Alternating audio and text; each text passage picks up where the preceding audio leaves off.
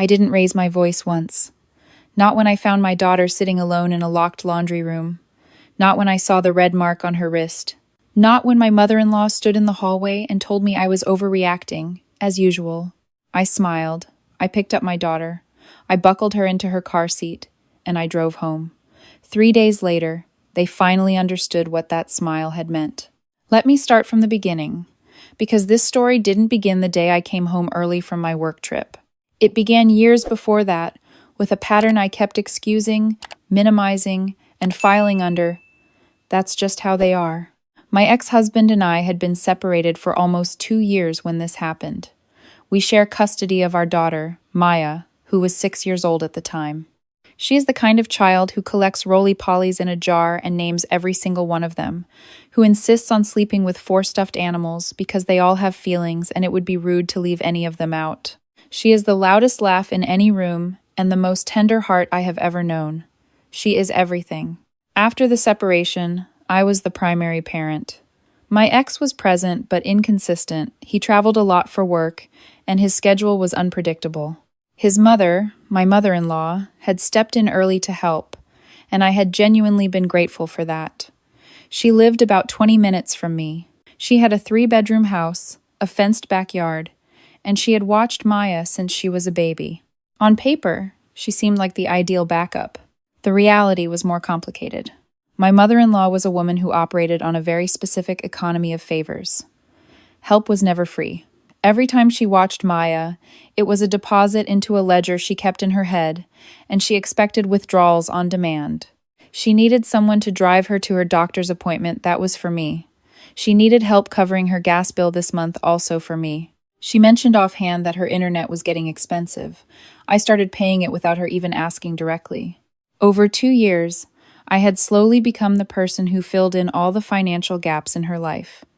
And I had done it willingly, because I felt guilty about the divorce, because Maya loved her grandmother, and because it felt easier than having a difficult conversation. My sister-in-law was a different problem entirely. She was 24, lived with my mother-in-law rent-free, and had what I can only describe as a very selective relationship with responsibility. She ran a small online resale business, bought things at thrift stores, resold them at a markup, and spent most of her time either on her phone or loudly narrating her opinions about everyone else's life choices. She had never been particularly warm to Maya. Not cruel, just indifferent in the way that certain adults are with children, tolerating them the way you tolerate a slow internet connection. Annoying, unavoidable, not worth engaging with. I had noticed all of this. I had filed it away carefully under something to eventually address. I was busy. I was rebuilding my life after my marriage ended. I had a demanding job as a project coordinator for a mid-sized logistics company, and I was doing it all largely alone. There is a version of me that acted sooner. I am not proud that I did not. The work trip was 4 days. My company was sending me to a conference in Atlanta, professional development, networking, the kind of thing I had been putting off for 2 years because there was always a reason to stay close to home. My ex was supposed to have Maya that week, but he texted me 9 days before my trip to say his schedule had changed and he couldn't take her. Just like that. I had 9 days to find childcare for 4 days. I asked my mother-in-law. She said yes immediately, almost before I finished asking. She told me Maya was always welcome, that she loved having her, that I should go and not worry. She asked if I could leave a little extra grocery money because she had been running low, and I said of course, and I transferred $200 to her account that same afternoon. I packed Maya's backpack carefully, her 4 stuffed animals, her favorite water bottle, her nightlight because she still needed it, the specific brand of shampoo that didn't irritate her scalp, a printed list of her food allergies, nothing severe, but she couldn't have tree nuts and she got a rash from certain dyes. I went over everything with my mother-in-law on drop-off day. She nodded along, told me I was too anxious, told me Maya would be fine. I hugged my daughter for a long time before I left. She was not upset. She skipped inside to watch television with her grandmother, and she turned back at the door to wave at me with both hands, her whole body involved in the wave, the way only young children wave. And I thought, she is fine. She is loved here. Go. I went. The first 2 days, my mother-in-law sent me a couple of photos. Maya at the kitchen table eating cereal, Maya in the backyard with the hose. Normal things. I was relieved. I threw myself into the conference, went to dinner with colleagues, slept a full 7 hours for the first time in months. On the third day, I got a call in the middle of a session that I almost didn't answer because I thought it was a spam number. I stepped into the hallway. It was Maya. She didn't say anything for a second. I heard her breathing. Then she said, very quietly, "Mommy?" My entire body went cold. Not because of what she said, because of how she said it. That tone, that particular frequency of a child who has been trying very hard to hold it together and has finally run out of strength to do it. "Hey, baby, I'm here. What's going on?" Nothing. A pause. "Can you come home?" I asked her where she was. She told me she was in the laundry room. She said her aunt had put her in there because she was being too loud. I asked her what she meant by too loud. She said she had been crying because she missed me, and her aunt had said she was giving her a headache and had told her to go sit in the laundry room until she could calm down. She said the door had a lock on the outside and that her aunt had locked it. I sat down on the floor of that conference center hallway. I want to tell you that I reacted immediately and loudly. I want to say I called my mother-in-law and screamed at her, that I booked the first flight out, that I arrived in a fury, but I didn't do any of that. Something in me went very quiet and very clear. I told Maya I was coming, that I would be there soon, that she hadn't done anything wrong, and I loved her. I kept my voice completely steady. I asked her to put her ear to the door and tell me if she could hear anyone. She said she could hear the television. I told her to knock loudly on the door and say she needed to use the bathroom. She did. I stayed on the phone. I heard muffled voices. A door, my mother-in-law's voice saying something sharp that I couldn't make out, and then the line went a little quieter. My mother-in-law got on the phone. She told me Maya was fine. She told me Maya had been acting up all day and that her sister needed a break and they had just given her some quiet time. She said I was being dramatic. She said Maya had been in there for maybe 20 minutes, and she was perfectly fine. She used the phrase, "Kids need to learn to self-regulate," in a tone that suggested she had just read it somewhere and was proud of herself for knowing it. I said, "Okay, I'll be there this evening." She said I didn't need to cut my trip short over nothing. I said, "I'll be there this evening," and I hung up, and I booked the earliest available flight, and I sat on that hallway floor for about 4 more minutes, doing the kind of breathing that you do when you cannot afford to fall apart because you have a child to go get. I landed, rented a car, and drove straight to my mother-in-law's house. It was almost 9 at night. Maya was still awake, sitting at the kitchen table in her pajamas, eating crackers. When she saw me in the doorway, she went completely still for just a moment, the way children do right before they completely lose it, and then she scrambled off the chair and ran into my arms and buried her face in my neck and held on. I held her. My mother-in-law stood in the kitchen doorway and said, "See? She's fine. You didn't need to come back early." My sister-in-law was on the couch, not looking up from her phone. I did not scream. I did not say anything I would regret. I kissed the top of Maya's head and I said, "Can you go get your backpack, baby? We're going home tonight." And Maya ran down the hall. Then I turned to my mother-in-law and I said, very quietly, "I want to understand exactly what happened today. All of it." What came out over the next 15 minutes was worse than the phone call had suggested. It had not been Maya's first difficult day. According to my mother-in-law, Maya had been emotional and needy the entire time, which she was 6 years old and missing her mother, so yes, I imagine she was. My sister-in-law had apparently been the primary caregiver for most of the trip because my mother-in-law's hip had been bothering her. My sister-in-law had not been patient with her. There had been yelling, not just that day. There had been an incident on day 2 where my sister-in-law had grabbed Maya's wrist to stop her from running in the house and had held it too tightly, which explained the mark I had seen in the car on the way over when I checked her arms while she was half asleep. My mother-in-law said my sister-in-law hadn't meant to hurt her. She said Maya was sensitive. She said I had raised her to be too sensitive. She said these things in the same reasonable, explaining tone she always used when she was telling me that something that happened to my child was actually my fault. I looked at her for a long moment. Then I said, "Thank you for watching her." I picked up Maya's backpack. I said goodnight. I walked out the door. That was a Wednesday. On Thursday, I took Maya to her pediatrician first thing in the morning. I had the mark on her wrist documented. The doctor was kind and thorough and gave me the name of a child therapist she recommended. Maya told the doctor that her aunt had grabbed her and that it had hurt. And she said it in the matter-of-fact way that children report things when they don't yet have the emotional scaffolding to understand how serious they are. The doctor asked Maya if it had happened more than once. Maya said no, just once. She also said, unprompted, that she had been locked in a room that smelled like soap. I sat in that exam room and kept my face very still. That night, after Maya was in bed, I sat at my kitchen table and I stayed there for about 2 hours. Not crying, just thinking. I went through every financial commitment I had to that household. The utility bills I paid. The grocery money I sent monthly because my mother-in-law said her fixed income didn't stretch far enough. The subscription services on my card that she used. The money I had sent just 9 days ago. I added it up. I had been sending, on average, between $400 and $500 a month to that house for almost 18 months. I had never once said no.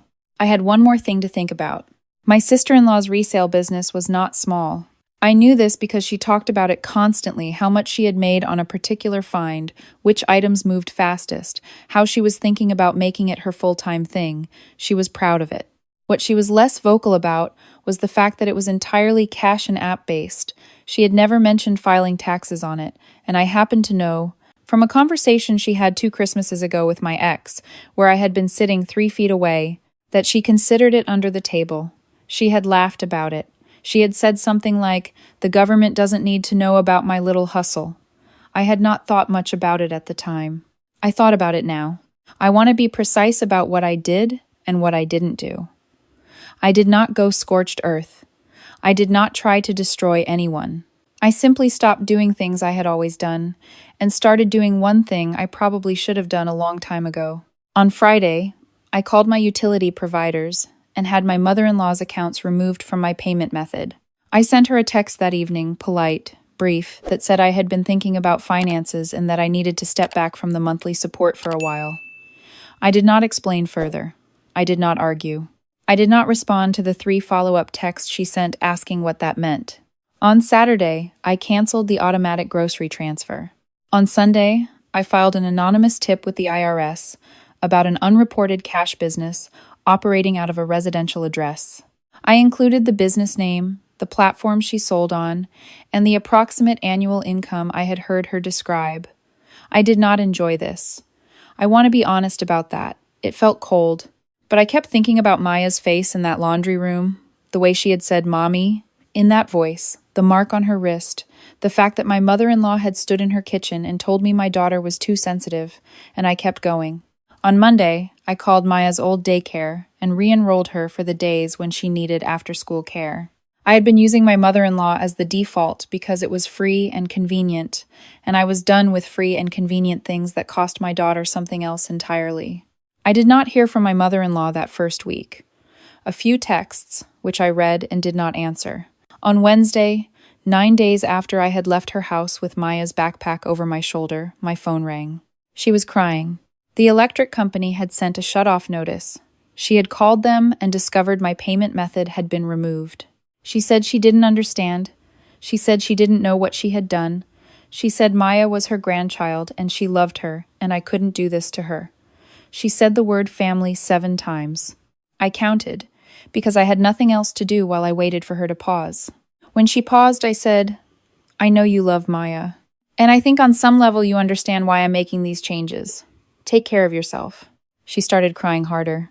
I said, "I have to go." My sister-in-law called me 4 days after that. She did not cry. She was furious. She said I had reported her to the IRS and ruined her business, and that I was vindictive and crazy, and that her brother was going to hear about this. I said I didn't know what she was talking about. She said she knew it was me. I said I hoped she got everything sorted out. She called me several names I won't repeat here. I let her finish. Then I said, "I have to get Maya from school," and I hung up. My ex-husband called me the next morning. He had heard from his mother.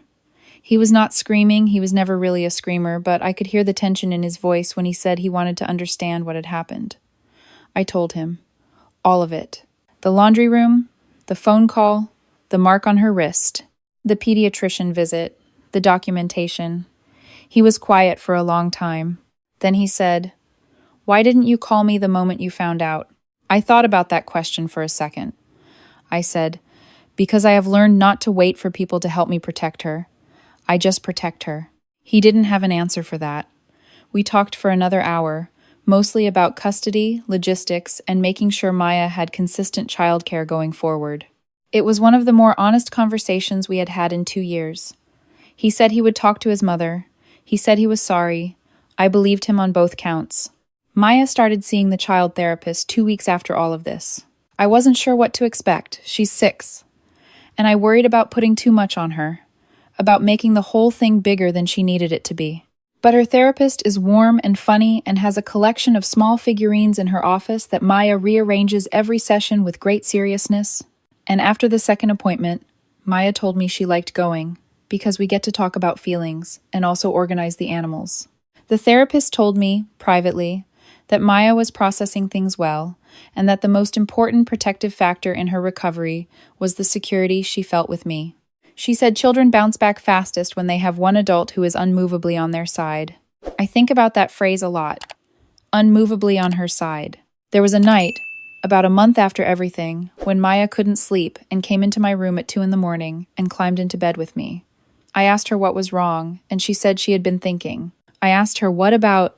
She was quiet for a minute, and then she said, Mommy, are you and Grandma fighting? I thought carefully about how to answer that. I said, Grandma and I disagree about some things. But that has nothing to do with you.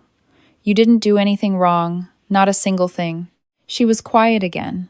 Then she said, Grandma said I was too loud. She said that's why I had to go in the room. I pulled her closer. I said, You are exactly the right volume for you. And no one is ever allowed to put you somewhere to make you smaller. Okay? No one.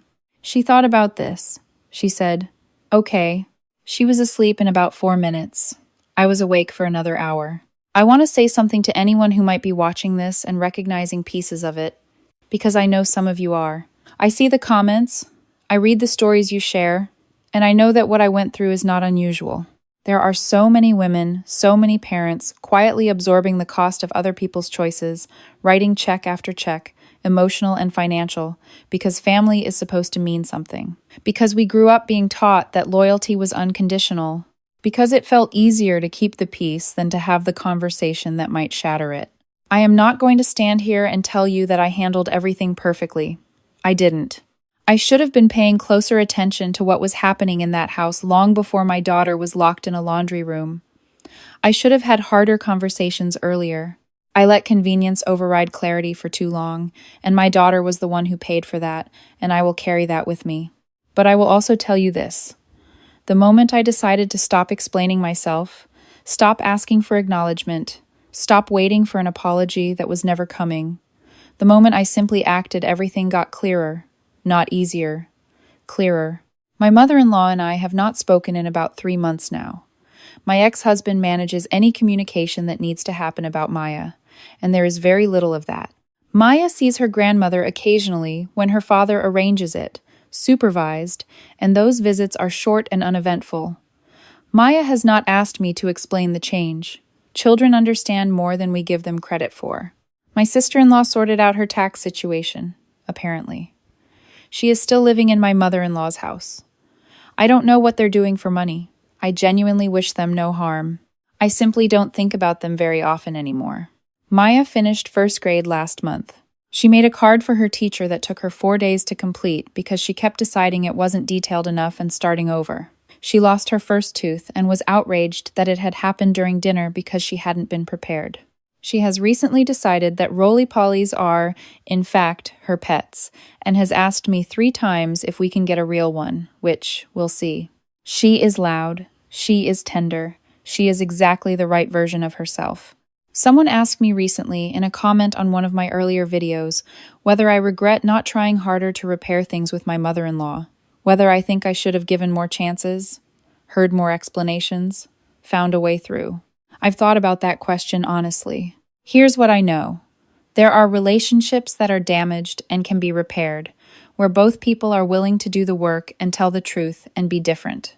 And then there are relationships that have simply revealed themselves to be what they always were, and the kindest thing you can do for yourself, for your child, is to see them clearly and stop pouring yourself into the space where something good was supposed to be. My daughter will not grow up believing that love comes with conditions, that being too much means being locked away, that the people who are supposed to protect you can hurt you and then explain it away and be owed forgiveness. She will not learn that. That is the only thing I was certain of. Standing in that hallway, with her backpack on my shoulder, while my mother-in-law told me I was overreacting. I didn't say it out loud. I didn't need to. Some things you don't say. You just do them. You pack the bag, you buckle the car seat, you drive home, and you build something better, quietly, starting that same night. A week later, they were the ones making the calls. I was already somewhere else.